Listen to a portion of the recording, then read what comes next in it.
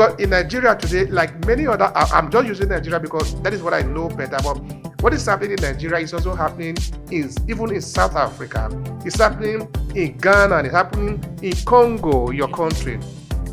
That you see one man who you will call a big man, a rich man, a very wealthy man, who have a very fancy car, but he is dragging his fancy car inside a pothole. What do I need to tell you that this is wrong? Are we afraid to really speak out so that we can defend what we want, and what we don't want, we can kick against it? Are we afraid really to do this? Now, in the setting of ancient Egypt, where civilization was based on religion, on the spiritual, they divided the practice of the religion in two things. The divine practice, which is based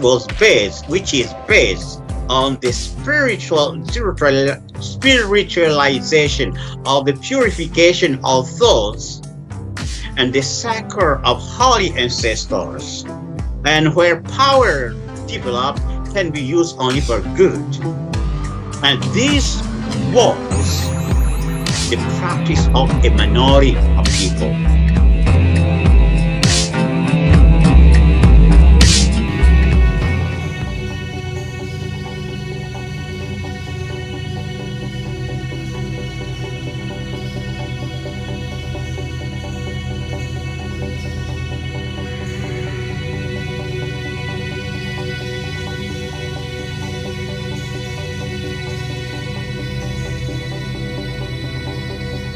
How do I need to explain to you that this is not the way to live? That you build a very good building, you put a very big fence around it because you are afraid, you know that something is going to happen to you if you don't do that. Why do I need to explain to you that that is not the right model of life? Are we afraid to really speak out so that we can defend what we want, and what we don't want, we can kick against it? Are we afraid really to do this? Let me put the matter in another dimension. As I told you, I was talking with that lady from America, and I heard her read the sentence written by a white lady from America, from her country. That lady said that the freedom of the Black people from slavery was done only on one plane of existence, which is the lower plane. And she stressed that there is a higher, a most shameful slavery going on higher planes. She was very astonished to read this coming from a white people. What I'm stressing here is this: everything starts from the invisible and is manifested in the visible. If it is a bad thing, for example, colonization, for example, putting Black people in yoke, it means that the white people has set us in yoke, first of all, in the invisible. Once you are enslaved in invisible, you can be enslaved in the visible.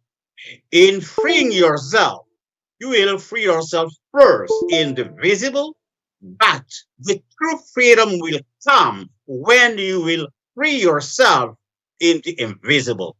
So all we have been saying here amount to how the Black people is going to free himself from the invisible slavery, from the invisible yoke, from the spiritual prisons been set in.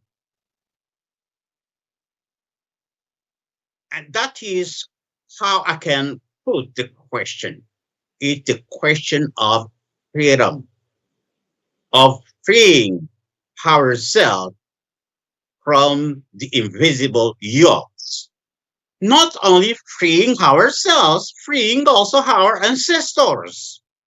Because many, as I tell you, has slavery start from the invisible, has bondage start from the invisible, we still many of our people who are enslaved in the invisible that need to be liberated from them to participate in the elevation of our culture. That is one point. The other point I want to stress in this problem of the crisis of identity is that development is the impulse of a minority. It is always the impulse given by a minority. Now, in the setting of ancient Egypt, where civilization was based on religion, on the spiritual, they divided the religion, the practice of the religion in two things. The divine practice, which is based on the spiritualization of the purification of thoughts and the sacre of holy ancestors, and where power developed can be used only for good. And this was the practice of a minority of people. You can see this practice in the Egyptian Book of the Dead. Now, if I take the setting of the conquered people, you take, for example, a Nkisi meaning power and not fetish. You take a Nkisi called Nkosi. In the epic poem of this Nkisi, the owner will say to the Nkisi, I'm your owner. I got you from Mr. X. Mr. X got you for the ancestor X, the, the ancestor Y, and the ancestor Y took you from water. People don't really care about this. What does it mean? It means that power starts from the divine practice. Power is taped. Highest power is taped from holy ancestor through the purification of thought. And this power is transmitted to the majority through what is called the human practice. So the human practice is the practice of the majority of the African.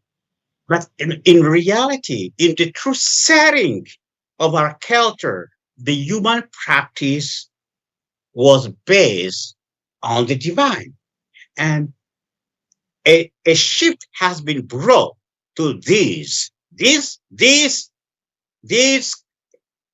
shift, not a shift, but this breakage has not been brought by the white people.